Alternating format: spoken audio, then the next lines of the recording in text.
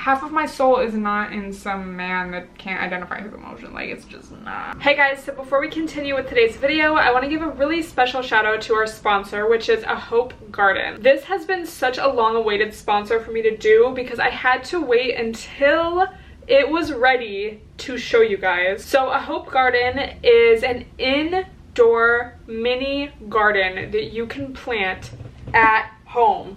Y'all, I grew lettuce. I have eaten the lettuce.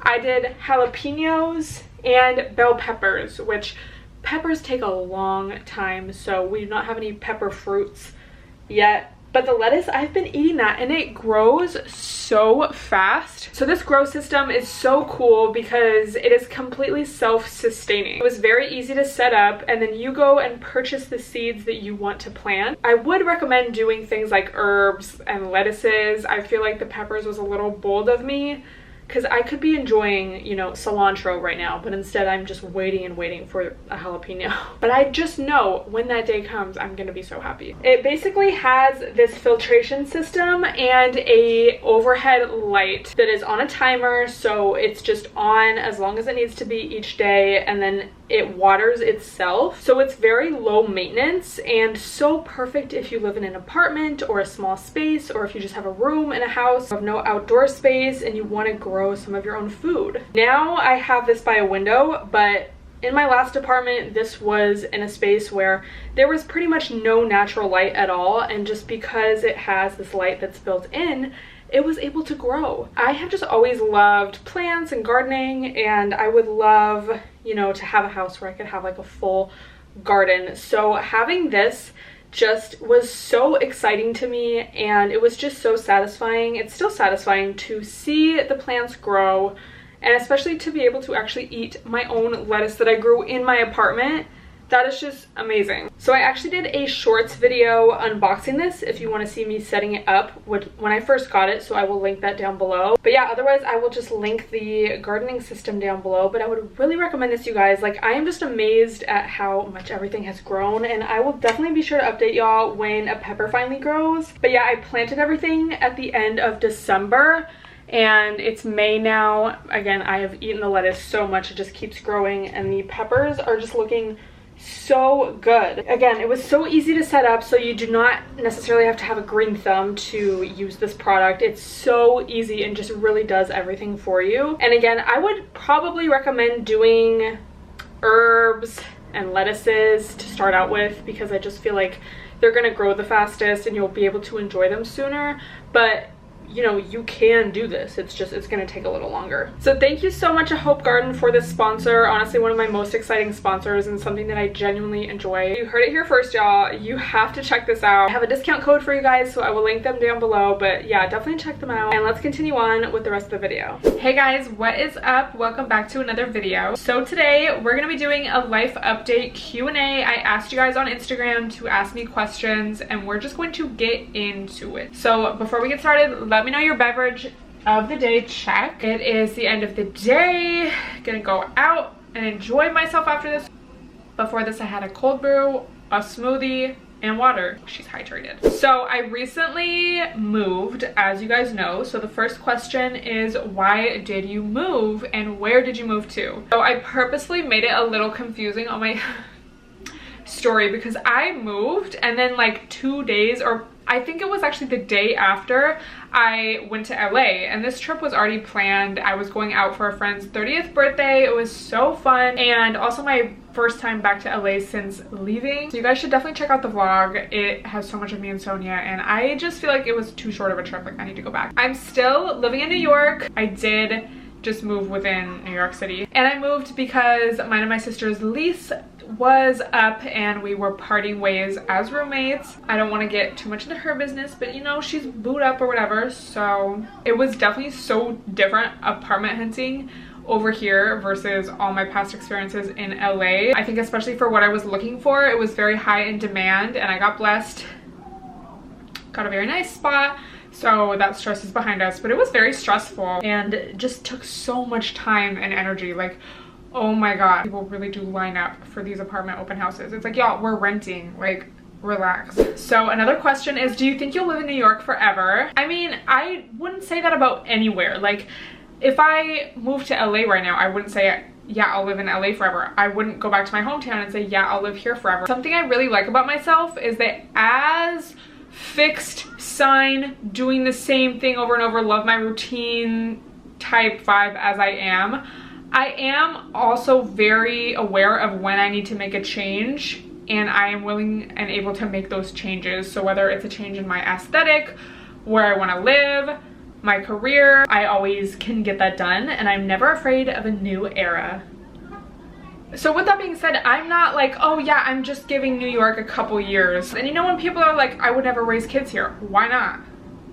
But that's not to say I'm planning on it, you know? It's like, let's see what happens. And I think also the first year in a city never really determines the rest of the vibe. So I really feel like this is just the beginning. I feel like my NYC journey can truly start now that I have a year under my belt and I can feel a little bit more familiar with the place. Somebody said, do you have a boyfriend? I do not. She is single. She is dating. She is leveling up. I have been enjoying a lot of really nice restaurants and new experiences, and that has been truly amazing. I just filmed a video about my level up journey and how I glowed up / leveled up, not only in like how I look, but just in vibes and attracting different experiences, and how when you want a certain thing or a certain person, you kind of have to look at yourself and ask yourself, okay, what am I attracting?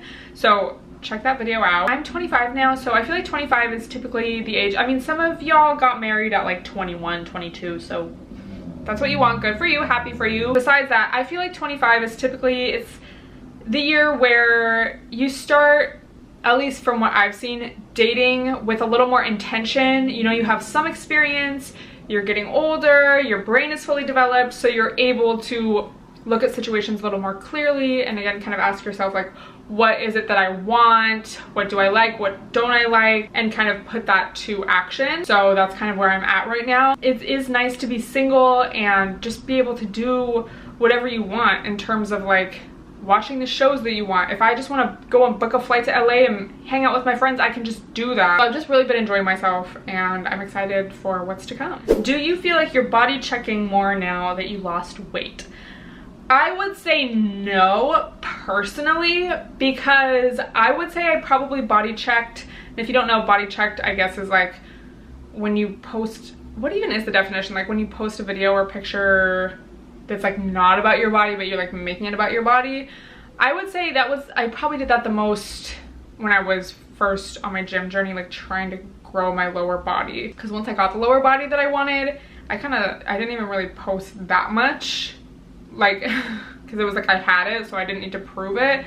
And now, I mean, I still post Instagram photos and whatnot, but I don't really feel like it's extra. Do you guys feel like it's extra? Have you ever questioned your sexuality? I wouldn't say questioned, because I feel like that's like kind of serious, but I mean, I've thought about it. And you know, especially talking with friends that are exploring their sexuality or leaning or exploring more into their queer side or gay side or whatever it may be, it's like I will reflect on myself, like, do I feel that way?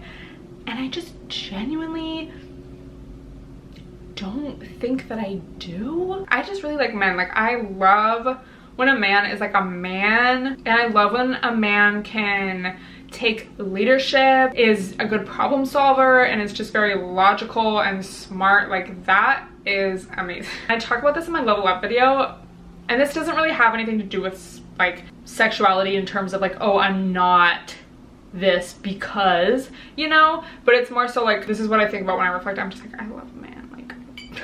Like trigger warning, but it's just like, you know, I don't know. Favorite flowers. Oh my god. I think if someone were to ask me this, it's probably like not in this context, but like if a man was gonna ask me this, it's probably because he wants to get me flowers. So from a man, like I love red roses. I just think it's timeless, classic, like so romantic, chic.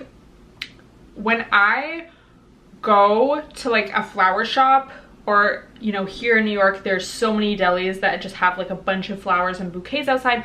I love like a big bouquet that has like lilies, roses. I love if it has like a couple sunflowers and like greenery and like some baby's breath. I'm trying to think of what else. I'll try to insert some photos. If I'm gonna get a bouquet, like I love that. If it's not just like a bouquet of like a dozen or 2 dozen roses. Somebody says, how do you feel about your subscriber count on YouTube versus your view count?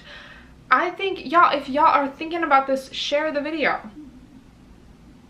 Do you think people have a soulmate or a twin flame? No. Sheer7 actually has such a good take on twin flames. She's like, so you're gonna split your soul in half and put your other half of your soul in a dusty man that doesn't like you? And it's like facts, because this whole soulmate twin flame stuff, it's never fed to men the same way it is to women. So I do not believe in that. I think you're delusional. And if anything, I have felt way stronger ties to like my friendships in that regard rather than a man. Like I just don't, half of my soul is not in some man that can't identify his emotion. Like it's just not. So we need to be realistic, ladies. Yeah, you can't lie. So many instances a woman will be receiving this bad treatment from the man she's with. Like he obviously does not respect her or really like her like that. And then she will use the excuse of, oh, but he's my soulmate. He's my twin flame. We always come back to each other. When it's just like, yeah, because you accept his like mediocre apology after he treats you like literal trash. And you're saying that's your soulmate. Like you need to do better. East Coast versus West Coast thoughts. So my immediate thoughts after visiting LA, after not being there for a couple, it's been like, what, a year and a half? I left October 2022, went back home until March 2023. Is that right? Or was it November? It was like around then. It was my first time back. Obviously I've been back to my hometown, but I feel like going to LA is a little different because it's also like a big city like New York. My first thought was that it is not chic in the sense of, if you come to New York, people are wearing nice outfits throughout the day. Like even the trendy little kids, they're wearing nice outfits. The hipsters, you know, they're wearing their little Doc Martens with their little whatever. Men are dressed in suits. People got that on. Like you will see it with your own eyes in the middle of the day. In LA, people were not dressing like sweatpants, loungewear, athletic wear. It just was not giving. And then even when you go out, people don't really dress for the most part like they do out here. It's a lot slower paced, and I feel like time just goes slower. Like I have always felt, even when I would come out and visit, that time just goes so much faster in Eastern time when I'm in New York. Like it's insane. I'm like, where does the day go? Grocery shopping was a lot more relaxing, and this is kind of like LA versus New York at this point. It's not so much like East Coast, West Coast. Also, I just feel like LA wasn't chic in the sense of like, if I'm in New York, you could just be casually doing something, getting a coffee, and you just like look around and you're like, this is chic. Like you just kind of feel like you're like, I'm in New York. Like it feels real. LA, because everything is so spread out, and then the aesthetics kind of feel conjured up. Like palm trees are not native to Los Angeles, you know what I mean? It's kind of, it doesn't feel chic. Sometimes it's aesthetic, and I think especially if you like, you can't go to LA wanting city and skyscrapers. Like I live downtown, which is the closest you could get to that, obviously, and that's ultimately what made me move to New York. Is like, I like city, like I like buildings, I like tall buildings, I like being able to walk. Think of LA as like a, and I put this on my Instagram story, like an old Hollywood 20s, and then like Eve Babbitt's, if you've read her, she's an author, kind of like socialite, who wrote a bunch of books of short stories, just so aesthetic, like about living in LA. Lana Del Rey, like Born to Die era. Like if you watch Tropico and you look at LA through that lens, instead of like, oh, high fashion city, like obviously, you know, it's like, okay, this makes sense. And once I kind of like made that association, I was like, okay, like I'm looking at the palm trees, I feel like, you know, a Lana music video. Then it's like, okay, I see the vibe. If you think of it historically, you know, for what it is, like old Hollywood, then it becomes a little more aesthetic.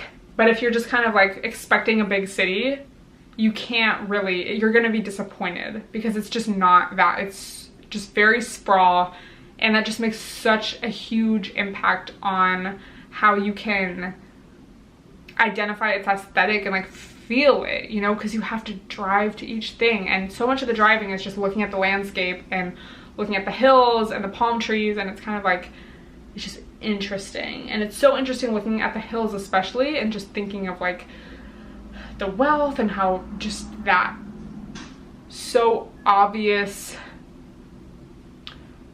what would it be, like an analogy of like the rich looking over the poor, you know? It's kind of like, this is kind of weird because the roads are shit, so many of them. There's such a huge homeless problem. That's another thing. Obviously there's a lot of unhoused people in New York as well, but I think a lot of them do go to the West Coast because the weather's nicer, and that was a huge thing about LA as well. Even living downtown, it was hard to walk, and this is more so a critique on society and capitalism than it is like those individuals, just to preface. But yeah, it's like, I don't want to see this pain every day, and like this shouldn't exist. And then to be in LA in a place with so much wealth, and then you can't even walk somewhere because all these tents are taking up the sidewalk, it just kind of shows the society that we live in, you know? And again, not that New York doesn't have that, but I think in LA it's just, there's more of it. Again, because the weather's nicer and more people tend to go there, which makes sense. Okay, last question. Do you like doing adventurous activities? Okay, define adventurous, because I have always been very cautious, and I was actually thinking about this earlier today. Like I'm not scared of public speaking. One time my friend had like a dead rat in her yard, and everyone was too scared to like pick it up with a shovel, and I just like did it. And I'm not saying that's like the scariest thing, but like I was like, okay, whatever, like I'll just do it. But then I'll be scared of like flying, just trying new things. I'm always like very cautious. Like I like to do my research before and like really feel like I want to do this before I like, I'm not spontaneous in that way. One time we went, like growing up, we went to our family friends like beach property, and there was this huge, was it even a dock? Because it was so high up. It was like this very tall thing that went out onto the lake.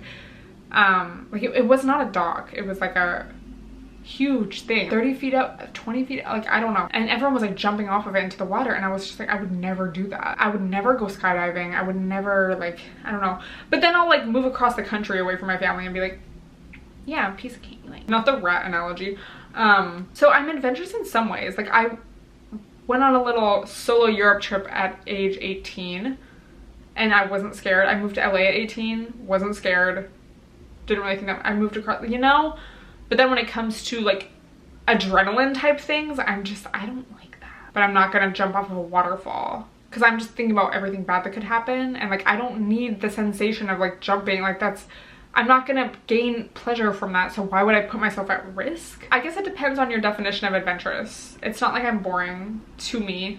I don't think I'm boring, but I'm not going out of my way to seek adrenaline. So that's gonna be all the questions that I answer. I hope you guys enjoyed this video, learned something new about me. Let me know what you want to see next on my channel, and I will talk to you guys next time. Bye everyone.